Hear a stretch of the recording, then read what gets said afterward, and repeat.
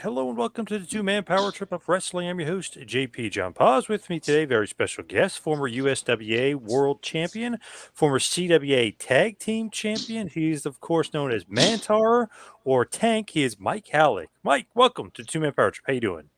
Hey, good evening, John. It's a pleasure to be here on your show, the Two Man Power Trip. I've been waiting a long time for this day, brother. I'm glad it finally came. Oh, yeah. So what's going on in your world? What have you been up to? Man, I'm just living the good life here in Florida.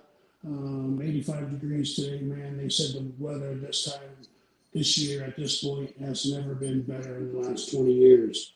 So we're definitely soaking up the sun, soaking up the palm trees, and just, starting to hit the beach. They just opened up the beach the other day, so I'm going to be going there this weekend, man. So I'm excited, man. I'm down here living my best life, bro. Nice. That's awesome. That is great. And you mentioned before, I don't know if I should mention this on air, but you mentioned certain things, in pain. Obviously, that's what happens in wrestling, taking all those bumps. So how you feeling physically? You know what? Physically, I can't really complain. I mean, I could complain, but who the fuck's going to listen, right? Right. I got a plate in my back. I got a plate in my neck. I've had surgery on both wrists. I've had surgery on both elbows. I'll be 55 in a couple of weeks. And, if I would have known way back when what I know now, I would have done things a little bit differently. You know what I mean? Yep. Oh yeah, for sure. When you look at that and you're looking at, maybe taking pills and stuff, was that something that most guys did? Very common. You just take pills, you're in so much pain, things like that. Oh, yeah, a lot of guys took oxycodones, they took somas, they took Valiums, you know, um, some guys, smoked weed, some guys did cocaine, a lot of guys drank beer. I was never really a big beer drinker, so I never drank too much, and I wasn't really a pill guy, even though a bunch of clowns decided they wanted to slip me about 10 or 15 Mickeys in the Denver fucking airport. But that's a whole other story. So what is that story? Because I know that that's kind of been out there, been said before, like, oh, it was either X Pac or somebody had kind of slipped you something. And I know Duke Drosy kind of said something different. So what is that story? Like, what happened? Well, so I think there was myself, Adam Bomb, the 1, 2, 3 kid. I think the dumpster was there. I think Shawn Michaels might have been there. There was 6 or 8 of us just hanging out at the airport in Denver because we all came from LA. We were on a LA trip for like 30 days, right? So we were all flying back home for a day or two before we had to be back on TV. And so our plane was delayed because there was a fucking huge snowstorm outside. And so we're drinking, sitting in the airport drinking, man, and taking pills. At that time, fuck, I probably took 5 or 6 pills of my own. I probably took a couple painkillers, a couple Valiums. I can't remember exactly, but I know that I was taking some myself willingly. And then I made the greenhorn rookie mistake of leaving my beer on the table when I went to take a piss. And I I never would have thought that these guys would have took a shot at me like that, right? Because they could have fucking killed me, to be honest with you. I mean, Adam Bomb was really concerned. He was like, Horn, he was like, I want you to call me, bro, as soon as you get home. And then he says, I want you to call me when you wake up. And I was like, okay. And this was like, I don't know, 11 o'clock in the morning, 10, 11 o'clock in the morning.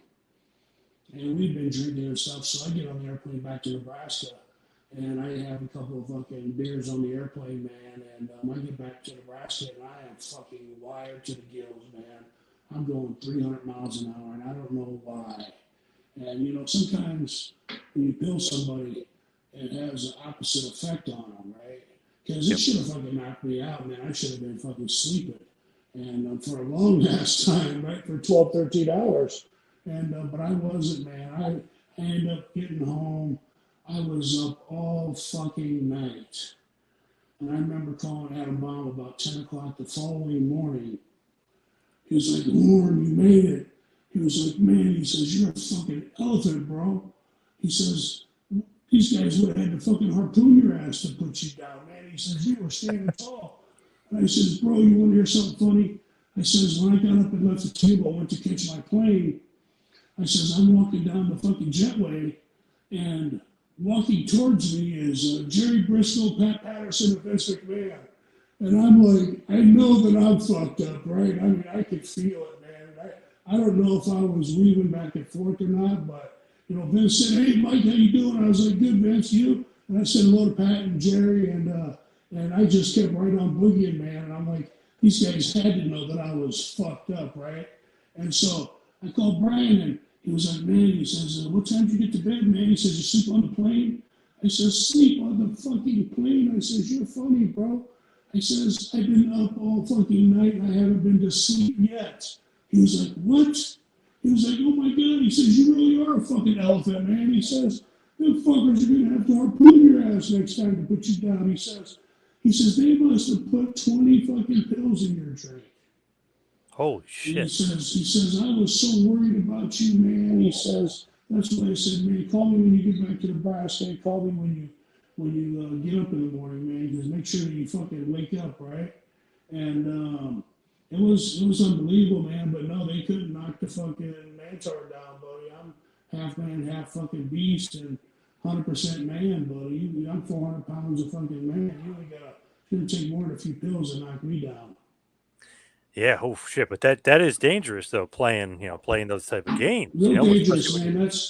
That's Russian roulette, basically, you know, because a lot of guys, man, have died of overdoses, right? Kurt Hennig, Rick Rude, Eddie Guerrero, a lot of fucking guys, right? A lot of guys.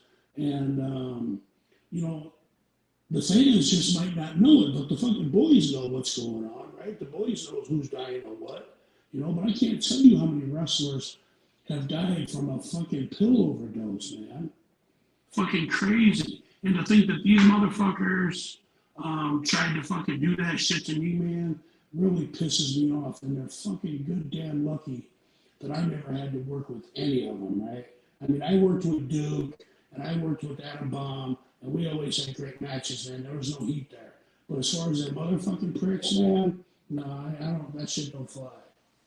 did you ever say anything to him? Like what the fuck, guys? Well, you know, I'm the type of person that, you know, you fuck me once, fuck me, you fuck me twice, fuck you.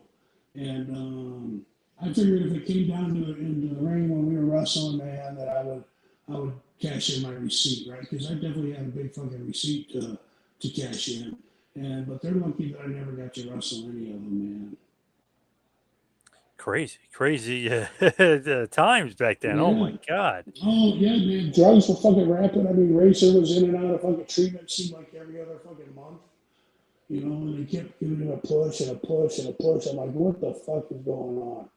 You know, I almost knocked the shit out of his fucking mouth in the ring when we had a match. Fucking prick. Now you mentioned being half man, half beast, and obviously that was the gimmick. But how'd you get into the WWF? Well, we'll kind of start there with the run there, since we're on the WWF time period right now. Like, how does that character come about? How do they find you? How do they get you? So I started wrestling in the CWA over in Europe in 91, 92. And I wrestled over there every year. And I was over there, I would say the winter of 95.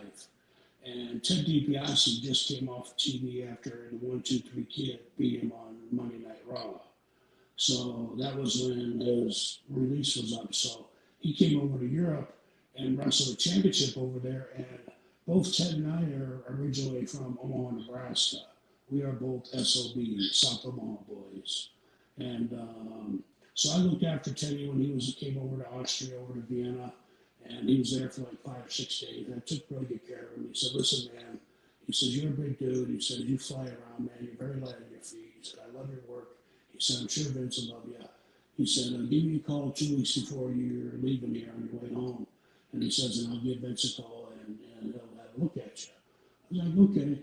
And so I called him. So like 2.5 months went by. 2, 3 months went by. So finished the tour. A couple weeks before the end, I called Teddy up. I said, Teddy, I'll be home a week before Christmas. He was like, okay, great. I'll let Vince know. And so literally, I got the letter 26th of December the FedEx letter to fly out on the 27th. Excuse me. And the rest is history. They brought me up to New York, picked me up in a limousine, drove me up to Connecticut, and they said that they would have creative come up with some stuff, and creative came up with like 3 or 4 ideas, and they kind of liked this one, and I really didn't like any of the ideas, right? But who am I to say, hey man, this is fucking shit, right? And I'm the type of person that I like to make chicken salad out of chicken shit. And so I feel that, I've done that, 30 years later, people are still talking about Mantaur. And, I must have done something right, whether they remember the fucking big bullhead that Vince paid $100,000 for it, or half a dozen times, or whether they remembered me belly to belly suplexing guys in the next week, right out of the textbook. So no matter what they remember, man, they still remember Mantaur, and so I'm pretty proud of that. That bullhead cost $100,000, really? Yeah, man, Vince flew me to Chicago like 4 times, had the girls design shit, and he flew me to New York like 3 or 4 times. And I was in one of them high rises on like the 75th floor, and in some fucking sweatshop, where they were making all these designs, and they were designing this fucking bullhead. And so they got it designed, and the drawings that they had looked menacing, right? But the finished product looked like fucking Bessie the cow. And they were like, well, we got to go with it. And so I was like, well, okay, whatever. And so I designed it to fit like shoulder pads or on my shoulders, and I would strap it down so the fucker wouldn't go nowhere, because it was probably 40 pounds or more, right? I mean, it wasn't a fucking light thing. It had all that fur on it, and fucking thing was like 2 foot taller than me, right? It was fucking huge. And I'm talking through the mouth, and I remember doing the first TV shot. I forget where we were, and I was right in the gorilla position. And Vince McMahon says, anybody got Mike in the ring yet with this fucking bullhead on? He says, this fucking thing is massive. And it was like, no, Vince, no, Vince, no, Vince, no, Vince. He was like, fuck. He was like, how come? He says, we got to scratch this shit. And I remember I grabbed him fucking around his triceps and biceps, and I shook him, and I'm talking to him through the mouth. I said, Vince, I got this. I says, don't you worry, I got this. And he was like, okay, kid, if you say so. I said, good luck. And fucking, I went out there, climbed up the fucking, he's like, what's your plan? I was like, I'm going to climb up the corner, and then climb right back down on the inside. So when you actually see it, it probably took me a little while to get up, climb up the fucking corner and climb down on the inside. And so they showed me taking like 2 steps up, and then they cut it to where I was taking the last step down on television, right? But yeah, they made it look realistic, and it worked out great, and I didn't trip and fall, and all was good. That is so crazy, though. Like, he's willing to spend that much money on like this character. Like, what did you think about that? Like, wow, he's going to go all the way with it. He's going to go further with this. Like, what did you think about that? Yeah, that's personally, I would have rather have done my gangster character that I did over in Europe, right? I was a big fucking gangster. I had a tearaway suit. I had a felt fedora. Sometimes I carried a briefcase that I loaded before I hit guys over the fucking head with it. I would hit it on the canvas, load that fucker up, and fucking bash him in the head. Or I would have a walking stick that I would use. And I really love that character. And, this was before Mr. Hughes. And so I would have been the first Mr. Hughes, but they wanted to do this half man, half beast. They were in that gimmick mode at that era, at that time frame, right? And so they were trying to create fucking, I don't know, characters. And it was like, we're going to say you're from the Isle of Crete, and we'll base your character off the Minotaur. And I was like, okay, man, whatever you say. And then one day after I wore the fucking bullhead for 5 or 6 times, I showed the television, and they said, well, we want to change up the gimmick. I was like, well, fucking thank God for that, man, because I'm tired of wearing that fucking bullhead. And so And they would want to cut your hair into horns and put makeup on your face. And I was like, okay. So Jerry King Lawler got his clippers out. We went in the locker room and he shaved the fucking horns on. And then it took me probably about 2 weeks to reshape them to where they were absolutely perfect. Because I'm totally anal about shit like that. You know, I'm not going to go out there with one horn up here and one horn down here. You know what I mean? It just looks fucking stupid. And so, but it took me, you know, a week or two to kind of trim it up and get them to where they were perfect. But once I got them, man, I just shaved them every fucking day, and that's how I walked around with fucking horns on my head for a year. When you initially got pitched that gimmick, I know you're saying like, okay, you know, you'll do whatever, but who is doing the pitching? Is it Bruce Pritchard and Vince? They sit you down? Like, how does that Yeah, happen? it was Bruce Pritchard and Vince. I mean, I remember when I first met Vince, I met with J.J. Dillon and Vince. But when it came time to talking about the character, because they flew me up like, I don't know, maybe a week later, we signed a contract, and then I went home and they flew me back up, and that's when I met with the creative people and sat down with Pritchard.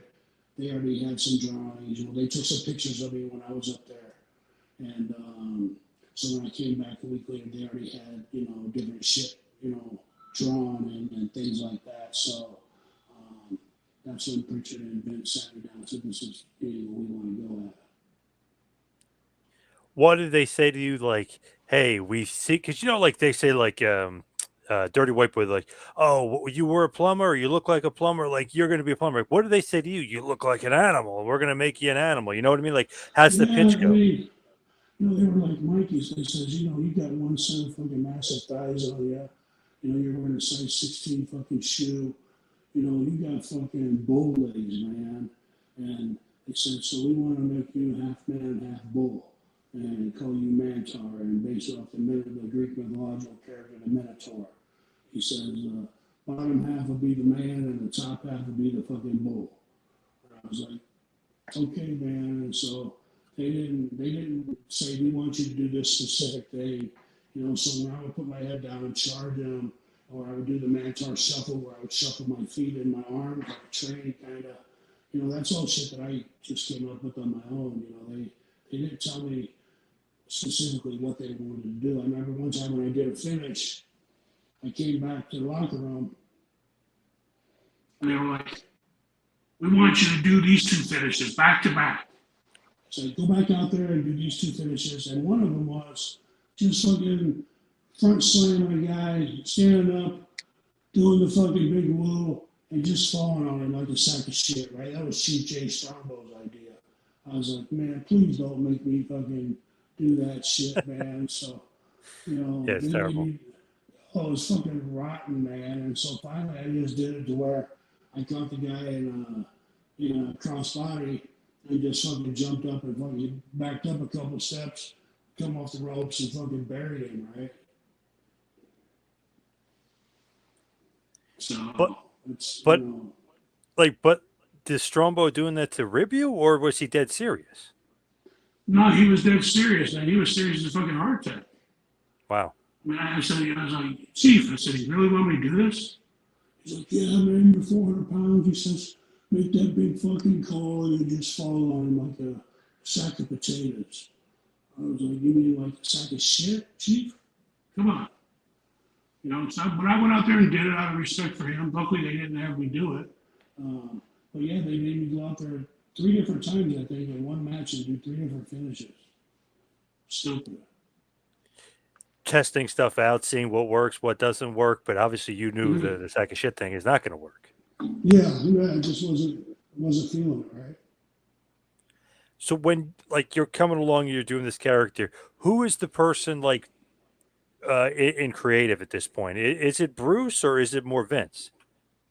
No, it was Bruce, and of course Vince always has his say in something, right? So, but Bruce was the number one guy, and then he ran everything through fucking Vince. So, you know, it was Bruce's idea, and you know, Bruce was a backstabbing prick. You know, he acted like that he fucking act like he like reached my face, but he really didn't, right? For some reason, something rubbed him wrong. I don't know.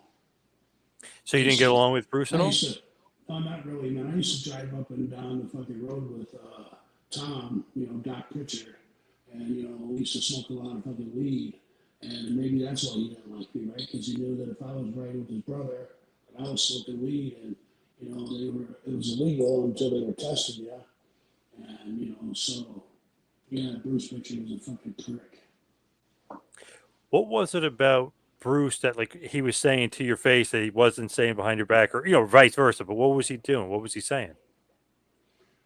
Well, when it came down to it, I remember.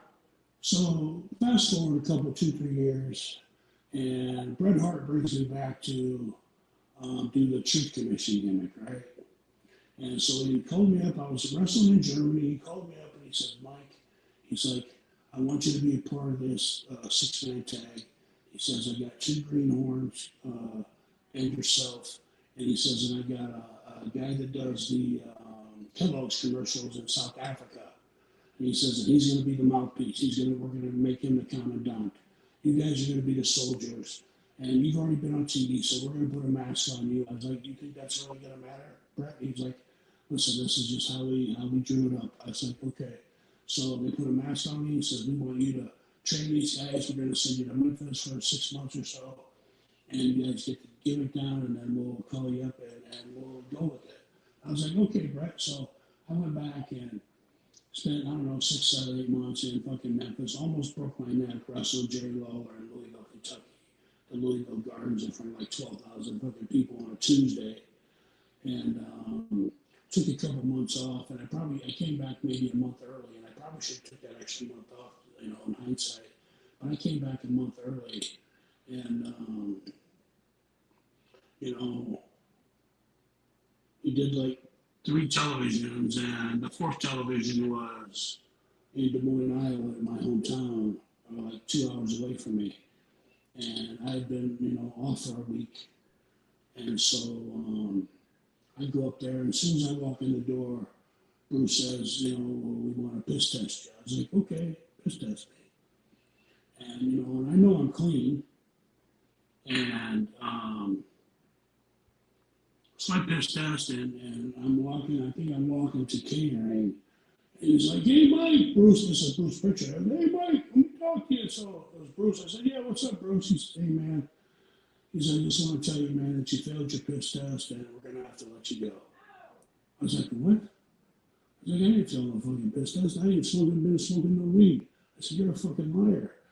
He says, I'm telling you right now, bro, you failed the piss test, and we're going to let you go. And I was like, dude, I says, you're a fucking piece of shit. And I said, I'm going to fucking see you guys. And I remember, he said, go ahead, big man. He says, good luck with that. He says, because you ain't got a chance of beating Vince. And I was like, man, fuck you, you piece of shit. And I grabbed my shit, and I fucking went home, man.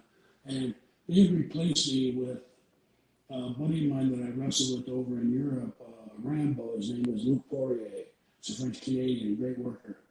And they replaced him, or me with him. And, the way I look at it is, if they'd have replaced me with some fucking jabroni, I'd have been pissed off. But they didn't. They replaced me with a buddy that I've worked with every night for like the past 6 years, right? Good friend of mine.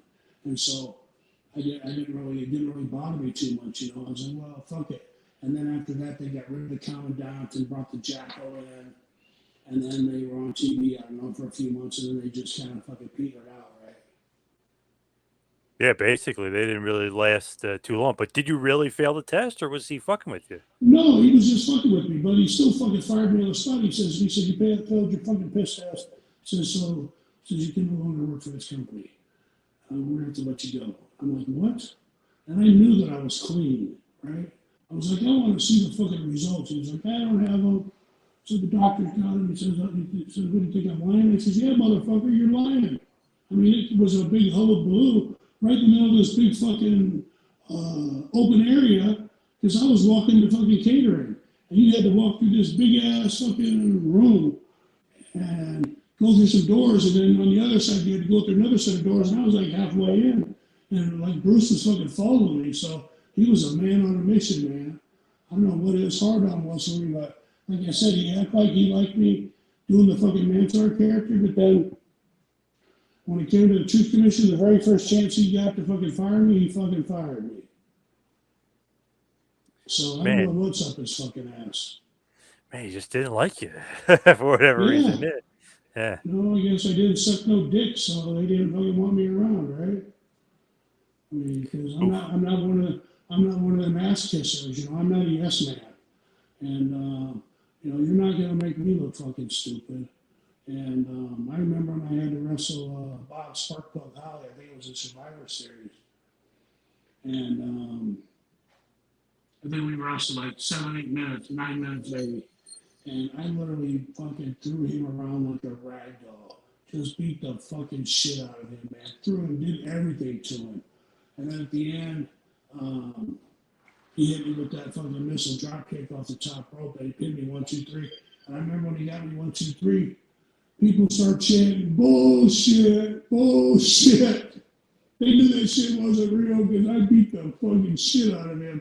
That's the only thing he got was the fucking finish. And he pinned me, right? I was like, man, I packed my bags and I was like, fuck you motherfuckers, I'm done with you. This is what I do as a Mantaur character, right? Because I'm like, you're not going to destroy me. You're not going to make me look fucking bad, right? Because I might go somewhere else to fucking work. Yeah, definitely. With that, like, were they supposed to do more with Mantaur? Like, you're saying like you lost to Valhalla, but you kind of dominated the match. Were they supposed to do more with the character and the Listen, gimmick? at one time they were talking about having a feud with the Undertaker. You Wow. know, and yeah, I mean, you know, I mean, the word was around the locker room that I was stiff. And okay, you know what? That's true because when I would work with you, I would say, listen, if you're gonna drop kick me or you're gonna close on me or you're gonna fucking punch me, lay that shit in. Because if you don't, I'm not fucking selling it. Because I'm 410 fucking pounds and you're not gonna make me look stupid out there. I said, I would rather have you fucking stiff me than fucking miss me by a fucking country mile, right? And so I Yep. would tell everybody to wrestle up front. And I remember the night it was Moline, Illinois. I took one of my best friends. It was like an 8-hour drive up to Moline. Drove up there for television, Monday Night Raw. And I got there and I found out that I had to wrestle Bret Hart. And Jerry Briscoe says, hey, Mike, he says, Bret wants to talk to you before the match. I was like, yeah, okay, no problem. So Bret and I got together. He's like, hey, listen, man. He says, I just want to be up front with you. He says, nobody wants to work with you. Everybody says you're fucking stiff, that you're fucking hurting them. And he says, but you know what? He says, I love your style of fucking work. And he says, I can appreciate a guy who lays that shit in and makes it look real. He said, after all, he said, this isn't fucking ballet. And he said, they're just a bunch of fucking prima donnas in this locker room, right? And he was like, so let's go out there and have a good match. And we laid it out. Boom. We went out there and fucking killed it. I mean, killed it. Vince, when Bret got back to the locker room, he went right to fucking Vince and said, Vince, this fucking guy can work.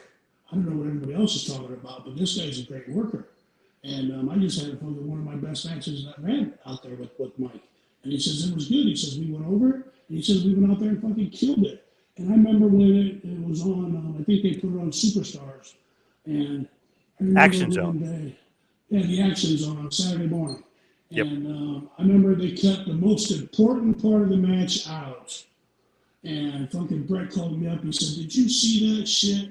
I was like, yeah. He says, man, he says, I want to take care of that shit, man. He said, that was bullshit. He said, they just cut the best part of our fucking match out of it. And he said, so it made no sense. He said, we planned it out, boom, boom, boom. And he says, it went fucking smooth as silk. And they cut the most important part of the fucking match out. He was pissed. Fucking pissed.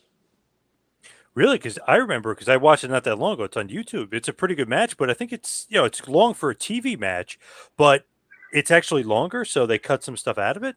That Yeah, from what I've seen, probably. they cut some stuff out, you know. Wow. And I remember when Bret was making his comeback. I think he dropped the fucking punch off the second rope, and then he did the fucking Russian leg sweep on me, and then something happened. We went outside, and I had him up against the fucking post, and I went to punch him, and he moved, and I ended up punching the fucking post for real, and you could hear my fucking hand hit the fucking post. He was like, Stiffy.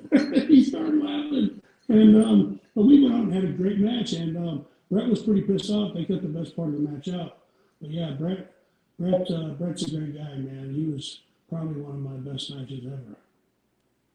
What'd you think about just in general his work in the ring? I mean, everyone highly regards him as one of the best. Do you agree? One of the best ever? Yeah, absolutely, 100%. I would say he's probably the best Canadian to ever come out of Canada. I seen to tell you, somebody else to tell you Neidhart about give her the top 3 or 4 people in Canada, and she said Bret Hart, Stu Hart, Owen Hart, and then she threw out Edge out there, right? And he says Edge is, past his prime, but he's still out there killing it, and people know he's in pain, but he's still out there killing it. So, more power to him, I guess. Yeah, definitely. Now with Undertaker, why'd they scrap that feud? How come it never happened? I have no idea. I have no idea because I remember one day Taylor came up to me. He's like, "Hey, big man," he said, "Just want to let you know, man, that we're gonna do a little fucking spiel together." He said, "So get ready, man." He said, "Welcome to the big time." I was like, "Thanks, bro." And I'm like, I remember he walked away and I looked up at the sky. I was like, "Wow, man, thank you, God," because all you need to do is have a good feud with fucking Taker to elevate your status on the roster, right? And Yep. so that would have been a chance of a lifetime for me. What'd you think about him as the conscience, the locker room leader? What did you think about him as the person? Yeah, I totally agree with that assessment. He definitely was the voice of the locker room. He definitely carried all the respect there. And if Mark said something to you, you'd listen to him, right? Because he definitely knew what he was talking about. Was there a lot of locker room dissension, like BSK, which is obviously his group, the Click, which is Michael's group, and those guys? Like, was there a lot of that dissension? Because some people said yes, and some people say, no, it's not. It's kind of more overblown by the fans than it really was.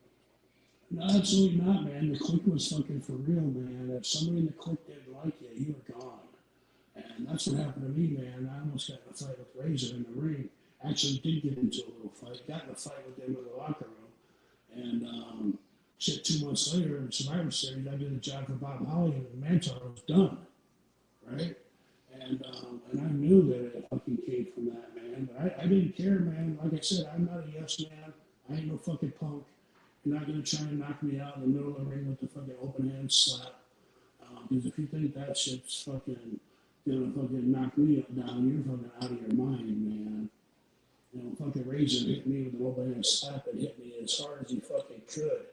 And I just fucking shook that shit off, man, and fucking picked him up and put him in the corner and started fucking blasting him. And I remember Vince got the fucking referee's ear and he was like, "Tell them 2 fuckers to save that shit in the back. They're on national TV." Wow, really? Yeah, yeah. Razor's a fucking prick. So what happened? He just did his normal open hand slap, or he was trying to be a little aggressive with you? So at this point in time, I was undefeated in the WWF, right? I don't know, maybe 15 or 16 and fucking, I haven't lost yet. And Razor just came back from his 1700th time in drug rehab. And before he went into drug rehab, he dropped the belt to Double J and the Roadie. And so he came out of fucking rehab, and I was his very first match out of fucking rehab. And so they said, "Okay, well, we're not gonna, Mantar's undefeated, and we know that Scott, you're already established, but we don't want to fucking beat him clean in the fucking ring." And so they said, "Okay, this is what we're gonna do. We're gonna do a thing where fucking the Razor gives you the fucking Razor's Edge or something, and then the fucking Roadie pops up on the fucking apron, gets Razor's attention. I fucking recover. I fucking I'm at Razor's back now. Razor's over by the Roadie, and the Roadie's got his attention. He's back to me. I get up. I do the fucking Mantaur shuffle. I charge him. Razor fucking sees me, sidesteps me, throws me over the top rope. I land on the fucking Roadie, and we got counted out 10. Right? Well, when we first started talking about the match, Razor's like, "I want to get this in. I want to get that in."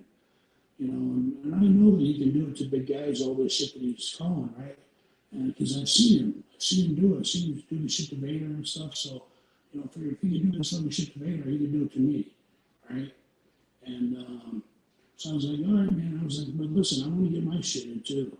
I says, "I haven't lost yet." I said, "I'm trying to build a name for myself." And I says, and so, it's going to be give or take, or it's going to be nothing at all. And he's like, oh, we'll go out there and have a good match, man. We'll go out there and have a good match. So we went out there in the very first fucking spot. You know how Razor spits his fucking, flicks his toothpick at the motherfuckers? Well, we did this opening spot where I pushed him off a couple times, went to lock up again, went to throw him a clothesline. He ducked the fucking clothesline, took his toothpick out and fucking flicked it at me. And then he fucking, so we locked up a fucking second time. He ducked the clothesline again. I turn around, he open hand slaps me. And so when he open hand slapped me, bro, he tried to slap the chiclets out of my mouth.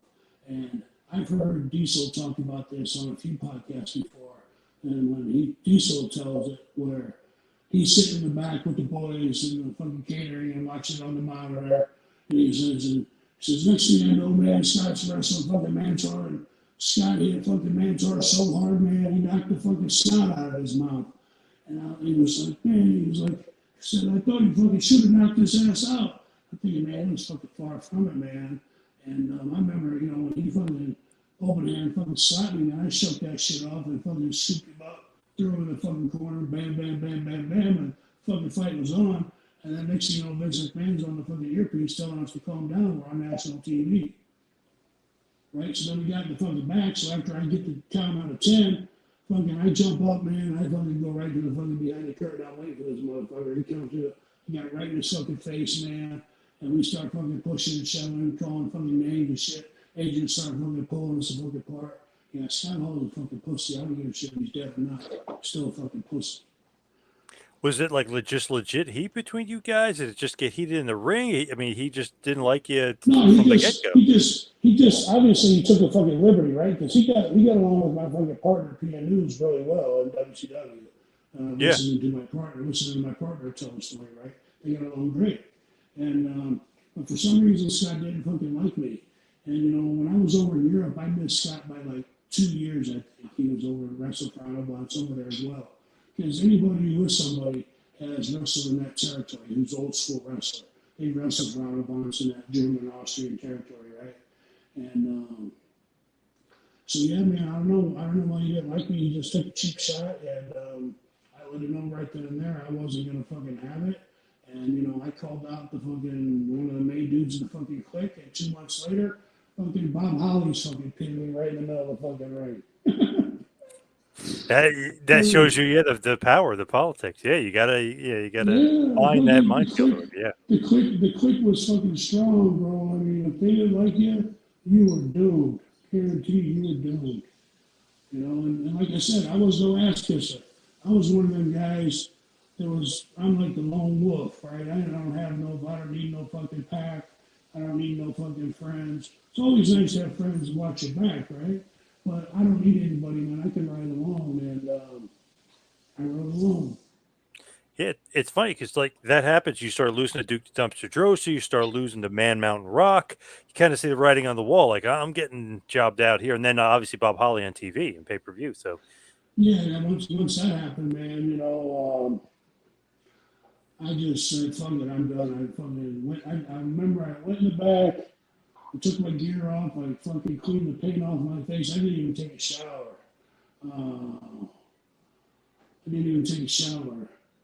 And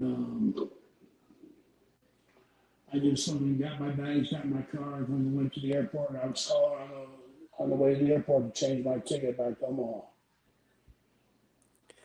man, just it's crazy to think like. Did they really think that gimmick was going to work? And then they were giving you something, but that and then that happens, and you start losing. Did you really think that gimmick would work though in that era, or no? You know, for the time, for the era that it was going on, they had all them stupid fucking gimmicks, right? Yep. I mean, all of them. They had the fucking Repo Man, they had the Red Rooster, they had the Bastion Booger, they had Duke the Dumpster Drosy.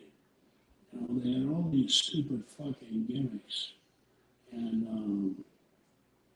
you know, it was just that time where they just, you know, instead of making a character himself or someone, a persona that has to do with myself, an alter ego or something, they put me, you know, make me do something that I'm not even involved in. When you do leave, you do come back a few times. Like you mentioned the time with the Truth Commission. Like who keeps bringing you back? Like you returned 96, you returned 97. Like how does that keep happening? You know, and I also, a lot of people don't know this, but they brought me back also to do the gangster character that I thought they should have done when they did the Mantaur character. They wanted me to do the bodyguard character for Gold Dust in Your House pay per view in Omaha, Nebraska against the Ultimate Warrior because Right. Gold Dust blew his knee out over in fucking Europe on the European tour, and they were the main event, and they couldn't cancel. It was too late, and so they was like, okay, we'll pay you. We want to use this character. So they knew what character I was doing, right? Yep. And but they still chose to put this fucking Mantaur character on me. It makes no sense. So who brought you back to be with Goldust though? Like it's not Bruce Pritchard, right? Is it Jim Ross? Um, I want to say it was Jim Ross or J.J. Dillon, one of them. It might have been Jim Ross. You know, I don't think Jim Ross liked me very much either. But he asked me if I was interested. I said, yeah. And I said, okay, well, we'll give you $5,000 and, come in and do this. But when I got to the arena, they said, okay, Mike, this is what we want to do. But we have to wait and run it by the Ultimate Warrior to make sure that he's okay with doing it. Because if he's not okay with it, we can't do it. And I was like, okay. So Warrior freaking came, showed up like 4 o'clock, and talked to him, went in and talked to him, and we got it all worked out, and it worked out. It was smooth. What did you think of Warrior? What did you think of him? He was a great guy, very professional. I've heard a lot of horror stories about him with the ego trip and not showing up, and you know, if he doesn't want to do it, we can't do it. We got to do what he wants to do, and all that shit. So it's I don't know. He's a great guy. We went in there, we did it. It was easy. And after he clotheslined me over the top rope backwards, my hat fell off it, and he picked it up and put it on his fucking head and climbed up to the top rope and did his warrior thing. So he's up there promoting fucking Bruiser Mastino in my fucking wearing my fedora, right? So all good. Quick $5,000 for me. Did you think it was going to lead to something longer and like a longer stay there, and you were going to be Goldust's like bodyguard full time? I was hoping, because we really worked out a good thing. I mean, it all went down as planned. It was smooth as silk, and they were very happy with it. And Goldust was happy with it. He was really happy because, his fucking knee was in a brace. He couldn't fucking hardly walk. He was basically on crutches, and he had Marlena there, and we all worked great together. All three of us worked great, and with the Warrior in there and doing it out of the director's chair in the middle of the ring, did the whole cigar thing. Man, that was good times. It seems like like you kind of have a foot like a footing in, and you kind of don't, and then they bring you back, like you said in '97. Did that frustrate you? Is that like a regret of yours? Are you pissed about that looking back? Because it's like you were there 95, 96, 97, but not for a long period of time, and it wasn't like a big deal. You know what I mean? Yeah, and the thing is, it was almost like they were trying to fucking rid me, because in the end, they did the gangster character that I wanted to fucking do originally, that I thought would have made the most money. Because like I said, it was pre Mr. Hughes, and Mr. Hughes made some pretty good fucking jack doing that gangster gimmick, and I think I done it a whole hell of a lot better than he did. But it was pre Hughes, and they finally gave me a chance to do it, and it works out great, man. Everything works out smooth as silk, and then they take it away from me. Don't call me after that. So I was a little disappointed, but what can you do? I mean, they don't want to use you. They don't want to use you. Did you ever have any sort of relationship with Vince McMahon? Did you ever talk to him just more than just him loving the Mantaur gimmick and the $100,000 head? Any other like kind of relationship or stories with Vince? No, I remember one time, I think I showed up at a show in Omaha. I went there to see Dave Finley. He's a good friend of mine that I worked with over in Europe for Vance. Taught me the business, man, really stand-up character. And so I went there to see him. And I remember I was weighing like, I don't know, 340 pounds. And I was sitting there fucking eating with Dave. And Vince came up, hit me on the fucking shoulder. He's like, Mike Halac. He said, how the hell are you, man? He says, it's your hometown, huh? He's like, yeah. I stood up, shook his hand, and he was like, man, he says, you're looking pretty fit, man. I said, well, just wait for that phone call, Vince, just wait for that phone call. And that was kind of it. And the airport story in Denver. And then I remember me and my tag team partner, P and News, Dave Finley got us a tryout in like 98, I believe. 2009, 2010. Got us a tryout. And we went down to the Kemp Arena down in Kansas City. And, the new arena in Kansas City. And we went to the new arena and we wrestled as the Brotherhood as a tag team because we were the tag team champs over in Europe. And I remember when we got there were guys that were still working there in the locker room that were there when I did the Mantaur character and I did the Tank character and I did the fucking bodyguard character. So all these people fucking see me and knew me, worked with me in all the years past. But nobody fucking talked to me. Nobody. Nobody talked to Paul. People knew Paul from the WCW locker room. Nobody fucking talked to him. And so we're sitting there in catering, just minding our own business, drinking a soda. And I remember as soon as Dave Finley and Dean Malenko came up and said, hey, Paul, hey, Mike, how you guys doing? Giving us hugs and shit. Then everybody came out of the fucking woodwork and was talking to us, right? Because if Dean Malenko and Dave Finley are talking to you, well, then you must be somebody fucking important because these two guys ain't nothing to shake a stick at, right? These two guys got top-notch fucking reputations. And so we went out there and we did, we were standing out there waiting. They were going over some people that were trying out. And I remember Harley had Nicole Bass there and was trying to get John Laurinaitis to look at her because John Laurinaitis was in the ring when everybody was doing the tryouts. And so he's like, Harley, wait a minute. And so he says, you two in the ring. So then we went and did our fucking spiel. And as soon as we came out of the ring, Harley Race is like, John, I need to talk to you. John's like, fuck off, Harley, I ain't got time. I got to talk to these two guys. I'm taking them in the back right now. And so we went in the back of the locker room, and when we wrestled our match, bro, we cleared out the fucking locker room.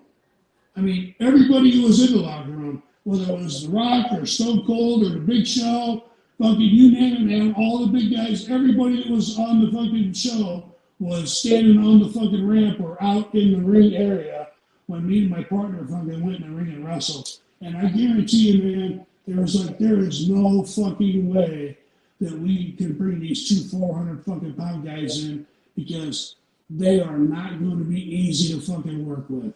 And they are going to get over like Rover, and we're afraid of that. So everybody who cock-blocked it could have cock-blocked it, right? So I mean, we were in the best shape. We were in the best shape of our life, man. I was 362 pounds, and I had a fucking six-pack. Fucking Paul was benching over 60. He was benching 660.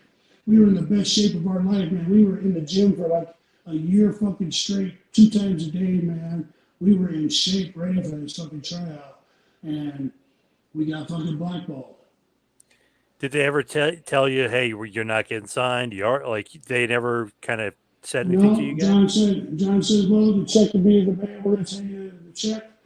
And got our information. He says that we'll be in contact. And not only did we not get the check, the $300 check or whatever the fuck they were going to pay us, but we never got that phone call. So, Wow. total bullshit. But I mean to tell you what, bro, and that's a highlight of my career. That's like my WrestleMania fucking moment right there. Because anybody who was somebody in that fucking locker room that was in catering, fucking eating, and when we fucking hit the ring and they seen us on the monitor, everybody came out and was standing. There was 100 guys standing on that fucking ramp, man, and they were all watching two 400-pounders fucking demolish these fucking two guys. I mean, we ate them up, and they were just like, "Wow, what the fuck?" This was like Road Warriors type shit, but these guys are 400 pounds apiece. I mean, that's kind of the fucking feeling that was in the arena that day. I mean, it was fucking. I mean, it was. I felt so good. I thought that we had the fucking spots locked up, brother. Thought we had them locked up. That's how good I was on top of my game. I looked the best. Paul was fucking in shape. We looked fucking bad as a motherfucker, and they fucking blew us off. Damn, what a shame. And it's interesting Yeah. too because did you almost get signed by WCW at one point in the 90s? I know you wrestled Damien in a dark match, but was that ever a possibility, getting signed with WCW? Yeah, I was down there a little bit training the fucking power plant. They try to break you down and see if you really want it. Well, you ain't gonna fucking break me down, man. I'm a fucking true champion. I'm a born champion, and I'll do what it takes to get where I have to go. And there ain't no quitting fucking Mantaur. And so I did all the fucking bullshit that they were doing in the power plant, squats, sit-ups, push-ups, doing it all. Went there, fucking had some great matches in the power plant. Went and did a TV thing, and then nothing. Crazy. What about ECW? Because I know you had a bunch of matches for them too. No, no inkling of getting signed there either, right? No, I worked up there for, I don't know, 2, 3 months with Paulie, and Paulie just was one of them type of guys where he just might not decide he don't want to pay you that night, right? And I did that to a lot of guys, and I just got tired of waiting for my fucking money. I mean, in fact, I think Paulie still owes me like $320, if my mind serves me correctly. Wow, still. I mean, I know there's a story from a lot of different Yeah. guys, but still owes you all that money. That's interesting. Oh yeah, I bet you. Listen, I bet you he still owes a lot of people, man. I bet you the 320 he owes me is fucking pocket change compared to what he owes some of these guys, right? So that's why you stopped working there. I mean, you were only, I think, Yeah, maybe a handful of matches, but you just stopped because of the lack of pay.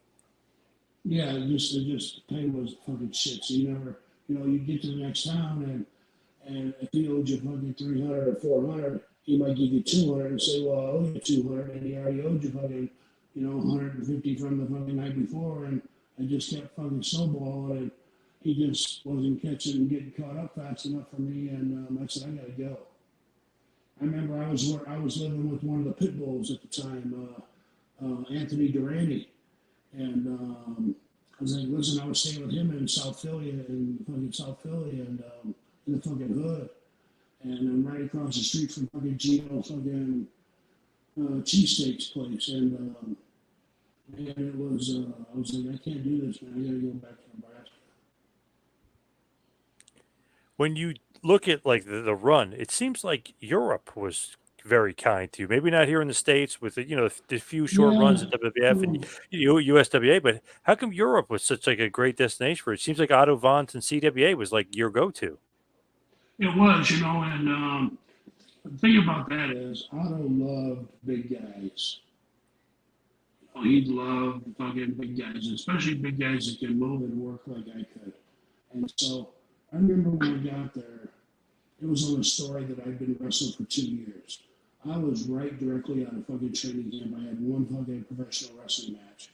And my first match was in Dortmund, Germany, in front of 9,000 fucking people. And a championship against my buddy, Luke Poirier, who I mentioned before with the Truth Commission, right? So he was the champ, and I had to wrestle him. And I remember I got through it, and after, I went and got my pay and shit. And I was like, how long you been working? And Paul told me to tell everybody 2 years, right? So I told everybody 2 years. And so I told Otto 2 years. He was like, how long? Like 2 years. He says, Mike, tell me the truth. He says, I know you ain't been working for 2 years. He says, I like your style. He says, but you got a lot to learn. And he says, but this is the place to do it. He said, so how long you been working? He said, you want to know the truth, boss? He said, yeah. I said, this is my very first professional wrestling match.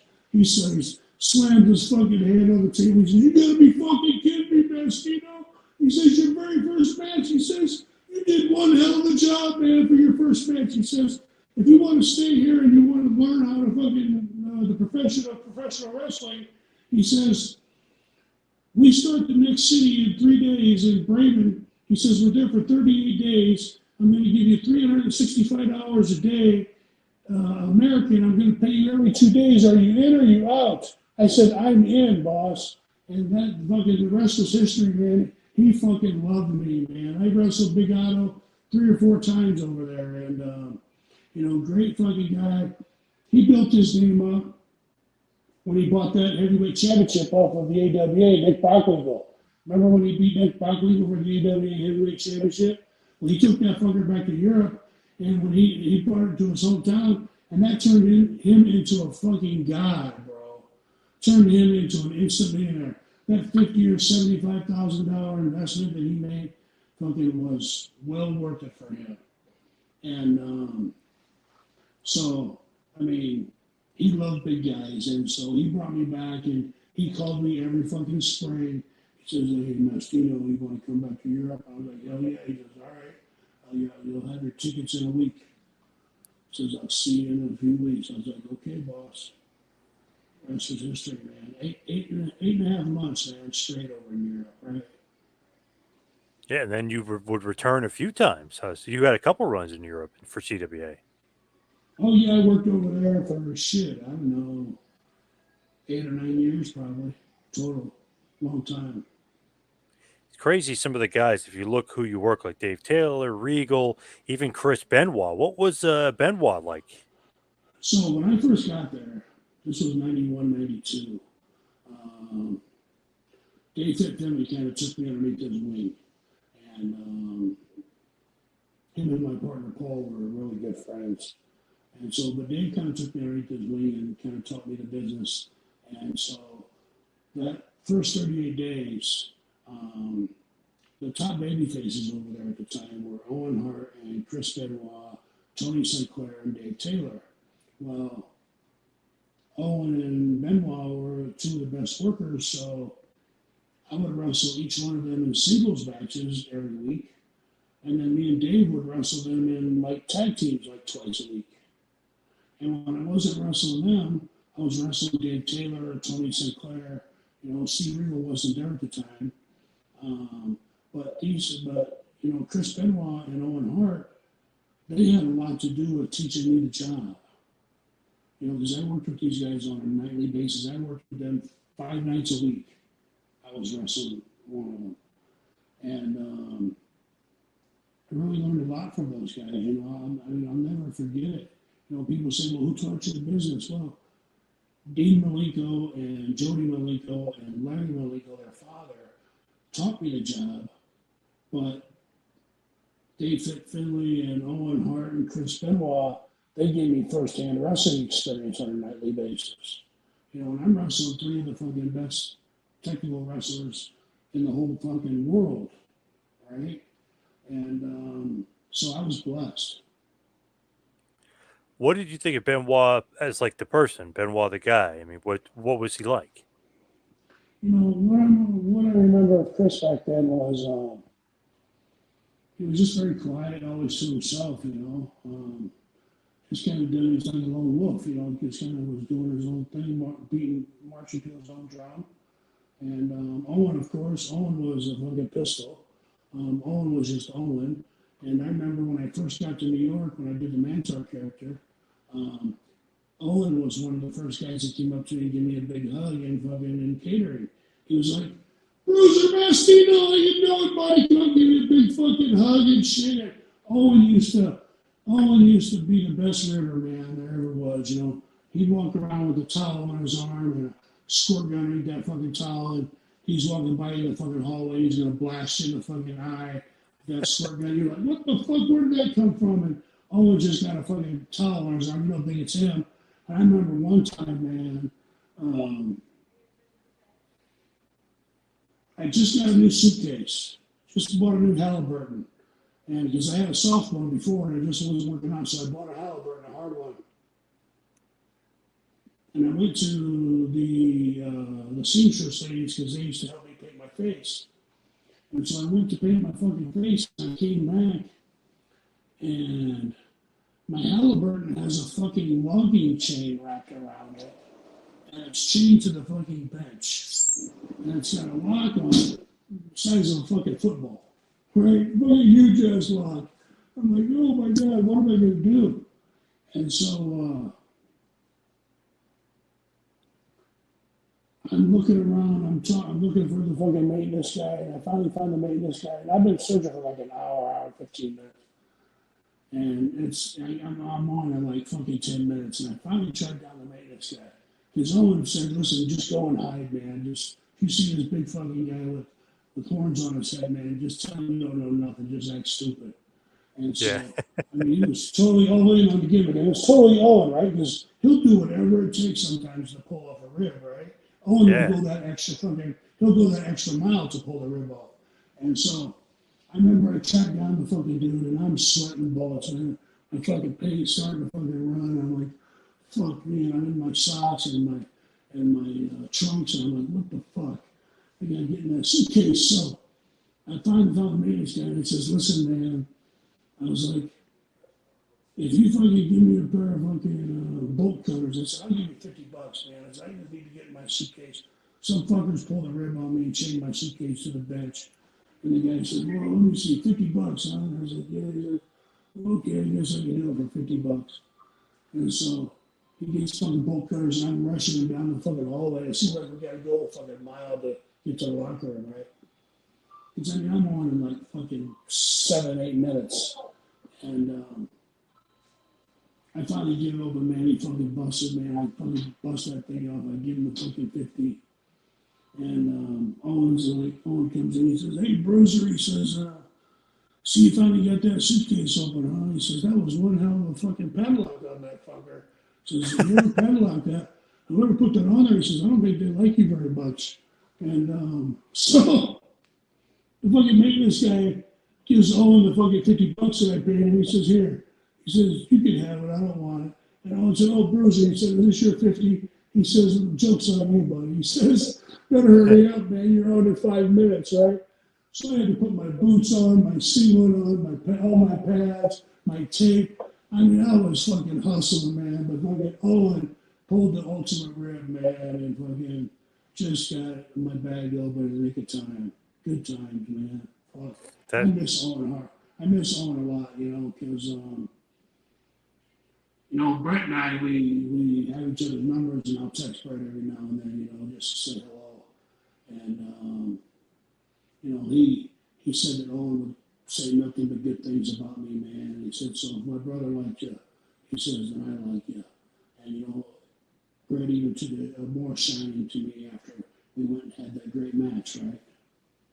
Yeah, for sure. That's pretty awesome though with Owen. I mean, always known as the consummate ribber. You know, just nothing hellacious, but nothing crazy, but just a good ribber. Funny guy. Yeah, totally. So as we hit the wind down here, we head towards the finish. What's next for you? I know a few years ago you did wrestle GCW, Game Changer. You were in the clusterfuck with Joey Janela and stuff. Like, are you still wrestling, or will you wrestle in the future? What's next for you? Well, you know, I'm down here. I'm living in Florida, as you know already, down in sunny Cape Coral, Florida, Southwest Florida. And life is great down here, man. I've been down here for about 10, 11 months now, almost a year, on May 14th on my birthday. And, you know, I've just been kind of pill dicking around the gym. I've blown like 35 pounds already, so I'm down to like 370. And if I can get down to 3 1/4, which I'm really honestly trying to get down and cut that weight. If I get down to 3 1/4, you know, I'll start working again. You know, I've been getting a lot of phone calls. My messenger's been blowing up. People want me to do podcasts and want me to come in and do signings and Yep. wrestle in a tag or do a run-in, you know, anything. I was like, yeah, listen, even if you just do a run-in, I'll be happy with that. So, you know, I'm starting to put myself out there more now. I have my own podcast now, actually, where we just got done taping episode 8 It's actually on Monty and the Pharaoh Network right now at Tuesdays at 9 p.m. Eastern. So instead of me watching the podcast, I'm on here with you, Big John, shooting Yeah. shit, man, entertaining fans. Nice. And, so we're on the Monty and the Pharaoh Network. Our podcast is called SOB Sports Network, South of Law Boys, or Son of a Bitch, whatever you want to call us. It's SOB Yep. Sports Network. And you can look us up on YouTube, and we're on Podbean and stuff like that. And we're just trying to get started, getting our names out there, but I'm getting a lot of interest now, and I've kind of opened up the floodgates on the Facebook and getting ready to open up Instagram and Twitter. Hopefully I'll be dabbling in a few movies this summer. So yeah, man, things are looking up, and I'm training every day for bigger and better things to come later on this summer. Nice. Sounds great. Sounds like you got a lot of things down the hopper there, Yeah, down the pike yeah, coming up. you've been doing this podcast stuff for a long time now, and it seems to be working out for you. You've interviewed a lot of top guys, and you really got your brand out there and your name out there, and I envy you because that's not easy to do. And me and PM News, we're only on episode 8, but we're getting a lot of positive feedback. You've got a lot of guys love us, and the thing is both him and myself have been cockblocked so many times that now nobody can cockblock us because it's our own show, and we can do whatever the hell we want. We can say what we want, and I'm sure you heard that story a couple weeks ago of WrestleMania about who was it? Rick Steiner Yeah. said something to that transvestite, right? And I chimed in and I said, I agree with Rick Steiner. I was like, there's no room in sports for someone who's transgender, period. Just no fucking room in sports for it. It's just not fair. You got a man that competes in swimming events and comes in 100th place every time. And then he says, well, I'm a fucking she now. And so he starts competing in women's swimming events, and now he's winning the fucking gold medal. I mean, is that right? I don't think so. God made a man and God made a woman, and he don't talk about no fucking mixture. He don't talk about no transgender, nothing in the Bible. And, I'm old school, so, I sided with Rick Steiner on that, and I caught some flack, but I really don't give a fucking shit because it's my opinion. I'm entitled to it. And if you don't like it, then fucking don't listen to me or turn away, but in my opinion, there is absolutely no fucking room in sports for someone who is transgender. Now, if you want to live your life as a transgender, I'm all for it, bro. You want to go out and party and have dinner and go to nightclubs and, go to the grocery stores as a woman and you're a man, hey, more power to you. Just stay the fuck out of sports. That's all I'm saying. Just stay out of sports. I'm not a homophobe. I'm not a transphobe. And I've been called them all, man. Trust me. And like I said, I really don't give a shit. But in my opinion, there's just no fucking room at all. Not 1 inch, not 1 centimeter, not anything. There's no room in sports for someone who's transgender. Well, as far as you, and obviously, you got the podcast, can you wrestle one last match, like, or maybe several matches, or what? Yeah, if I could drop another 45, 50 pounds, the plan is to start wrestling again, at least once a month. And, I can go out there and, take a bump here and a bump there. I really don't have to bump around. I'm 400 pounds, right? I mean, there's more ways to work around that for sure. But, I miss entertainment, and that's why, Paul and I started this podcast, SOB Sports Network, because we miss entertaining our fans so much. And this gives us a chance to get up front and personal and let the fans know who we really are as people, right? I mean, because I'm no different than you. Just because I did 3 different characters for the WWF, I'm no better than you are.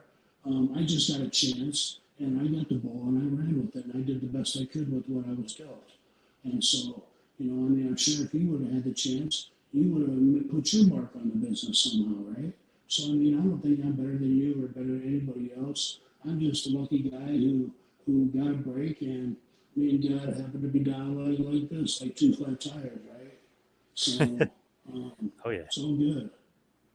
Well, Mike, thank you so much, or Mantar, thank you so much for all the time tonight. Really appreciate it. Yeah, no problem, John. Anytime, man. I'd like to come on and talk to you anytime. I might even have you on our podcast someday. We'll bring you on SOB Sports, and we can do a interview you, and we can interview you. We can kind of switch the roles a little bit, All right, I And like that, that. I'm I down. mean, I'm down yeah, for that. that's what it's about, man. Is just to promote each other and to tell honest and truthful stories and tell funny stories, right? That people would have no idea what's going on behind closed doors unless people tell stories. Yep. It all comes from your experiences, your real life experiences. And so, if you find my real life experiences entertaining and interesting, then I'm still doing my job, right? And like I said earlier, it's been 28 fucking years since I did Mantaur, and people are still talking about me. And good, bad, or ugly, I don't care, but they're still talking about me. And whether it's the belly-to-belly suplex, whether it was the Mantaur shuffle, whether it was just a fucking bullhead, I don't care. I'm just happy that I have fans out there that love me, adore me, and you know what? If I can make somebody's life better, just a little pinch, if I can just make their life just a little bit better during the course of the day, or inspire them in any way, shape, or form, that's what it's all about. Because I'll tell you what, I worked hard in my life as a professional wrestler. I give everything that I had to the job. I moved like a middleweight out there in the ring. I flew around like I was, twinkle toes on Cinderella. And so I have done it all. I've done the squats. I've done the push-ups. I've let my blood, sweat, and tears out there in the ring to entertain you fans. And so I definitely appreciate all the love that you're giving back to me on a daily basis. I hear it every day. People send me a text, Mantaur, I love the Mantaur gimmick. You were the man in the WWF. Well, you should be in the Hall of Fame. Well, you know what? WWE Hall of Fame doesn't really mean nothing to me because, in my opinion, it's a fucking joke. It's a who's who, and if you know this guy, you want to put him in. Okay, we're going to put him in.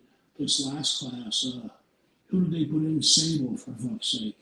What the fuck has she done? She was just one of the original fucking divas that looked good. That's all she did. So I mean, if they're going to put people like Sable in, they've done absolutely nothing for the wrestling business. It's a joke. It's a joke. I mean, I'm glad that Rey Mysterio got in this year.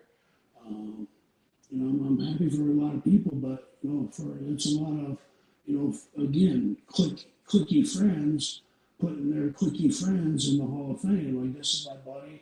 I want him to go. Like when you see the click, you see the 1 2 3 Kid was in there for the 1 2 3 Kid. You see him, he was in there for DX. You see Triple H was in, Triple H, Degeneration X, this one, that one, and hey man, in my opinion, it's a Friends fucking Hall of Fame and not a true wrestling Hall of Fame. True. It's interesting, like who gets in and who doesn't get into the Hall of Fame. But Yeah, I mean, how do they come up with that shit? I mean, is there a fucking criteria that you got to meet, nope. or that you got to check certain things off your fucking list of your career? You got to be like a 4-time fucking champion, whether it's tag team or individual. What the fuck is it? I Yeah, there's mean, no criteria. Yep. yeah, I mean, I can understand putting some of these celebrities in, like Donald Trump and Cyndi Lauper, and I can understand, some of them people because they had really entertaining matches when they were there, and people remember that shit, right? And so even though they had a 1 off or 2 off or 3 off, whatever, they still made their mark. But when you put people in like Sable, who just looks good, just looks the part, that makes no sense. She didn't do nothing fucking in professional wrestling. That she never had no wrestling skills. So why should she be in a professional wrestling Hall of Fame? Because she looks like a 9.5 out of fucking 10? Give me a break. Fucking simply outstanding. Look how good I look, man. I deserve a fucking spot in the Hall of Fame, for God's sake. I mean, look at it. Right? You got a beautiful smile. I think that's Hall of Fame fucking worthy. But I don't give a shit about the fucking Hall of Fame because, like I said, it's all a who's who and who's done it. And, you know, I mean, people that they put in posthumously, they should have put in when they were fucking alive, but they didn't because there was some bullshit fucking heat. And now you want to put them in now that they're fucking dead? Fuck that shit, man. You know, if you're not a friend to me when I'm alive, you're not going to talk to me when I'm alive or check on me when I'm alive. Don't show up at my fucking funeral to say goodbye. Because you had plenty of chances to come talk to me in fucking real life. All it takes is, 10 fucking 20 seconds out of one person's day to send a text and say, hey, big man, what's going on? But you want to show up when I'm fucking dead or make some big fucking spectacle? Do it now, man. Do it now while I'm alive. And whether we got a beef or whether we got to tell some funny stories about some experiences we had, whatever, man, let's just share together while we're here because, listen, all our tickets are numbered any fucking way, and it's not up to us how long we're here for. It's up to God. And, I've already been dead on the table for 20 minutes. And so I know that I'm on borrowed time, and so I can't tell you how blessed I feel. I've seen the white light. I've seen the angels. I've been on heaven's gates, man. I've been there and done that already. And so I know that I got a spot in heaven. God gave me a chance to live or die, and I chose to live, and he fucking made me start breathing again after they shocked me 3 fucking times and were giving me CPR for about 22 minutes. So, I mean, I'm blessed, man. Every day I wake up, man, I just thank you, God, for opening up my eyes and let me, try to put a stamp on today's world, right? I think this world would be a lot better. It would be a lot better place if people would just be a little kinder to each other. Show some love and kindness and have compassion because, you never know what someone else is going through, right? And just hey, man, how you doing? Just wanted you to know that I'm thinking about you and I hope you're doing fine. That could change somebody's whole fucking life around, man. They could be on death's door and putting a pistol to their fucking head, and they get your text, and all of a sudden they throw that fucking pistol down. What the fuck am I doing, man? I'm still loved and I'm still wanted. So you never know somebody else's position in life. So you should always be kind. You should always edge on the kindness side and the love side. And if we spread more kindness and love, like I said, this world would be a lot better off than we are now. Totally agree. It's a great way to end it too. Great point, Mantaur. But thank you so much for all the time. I really appreciate it. Hey, John, it's been my pleasure, man. I'm really happy to be on the two-man power trip. Ladies and gentlemen, John P. here, he's the man, and two-man power trip. And don't forget, SOB Sports Network on Monty and the Pharaoh platform. Check us out. We got our own platform on YouTube. So we're just getting started. But hey, give us a helping hand and like, share, and subscribe.